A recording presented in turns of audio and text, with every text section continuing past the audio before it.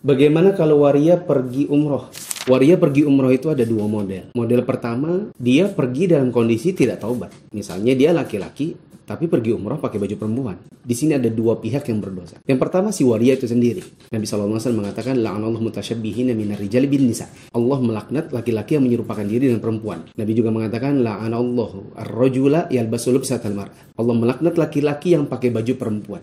Nah, kalau dia berangkat dalam kondisi tidak bertaubat dan tetap pakai baju perempuan, maka dia berdosa besar. Apalagi dia ini bertemu dengan Allah dalam kondisi demikian. Yang juga berdosa di sini adalah travelnya. Apalagi kalau dia memang sudah tahu ya. Karena sebagian orang-orang yang terkenal bahwa dia waria, travelnya tetap terima memberangkatkan dirinya, diberikan siskopatuh, diberikan perlengkapan bahkan. Kan ada data ya, seperti ini. Data pesawat, ada yang male female. Itu male aslinya. Lalu kemudian ditulis female untuk dimasukkan di dalam data pesawat. Kemudian saat dia ambil perlengkapan misalnya. Perlengkapan laki-laki kan nggak ada mukena, nggak ada jilbab. Yang ada kain ihram. Kalau dia berangkat dalam kondisi pakai jilbab dan pakai mukena, berarti orangnya nggak taubat. Travelnya tahu, travelnya berdosa. Dengan dosa besar. Di antaranya adalah data palsu. Kita kategorikan ini sebagai qauluz zur, alias sumpah palsu.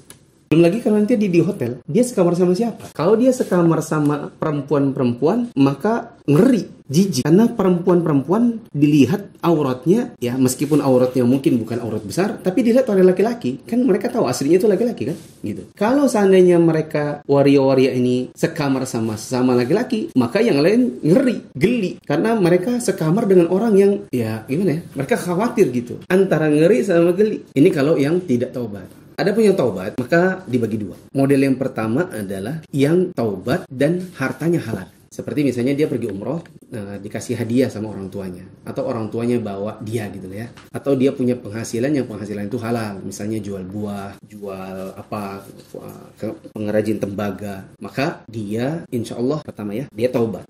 Dia menyesali perbuatannya. Yang kedua dibiayai dengan harta yang halal. Maka semoga umrohnya mabrur. Ya, tetapi dia setelah pulang nggak boleh balik lagi. Jadi taubatannya harus betul-betul taubat yang nasuh. Nggak boleh yang kayak penyanyi dangdut itu yang setelah pergi pulang nyanyi lagi, buka aurat lagi.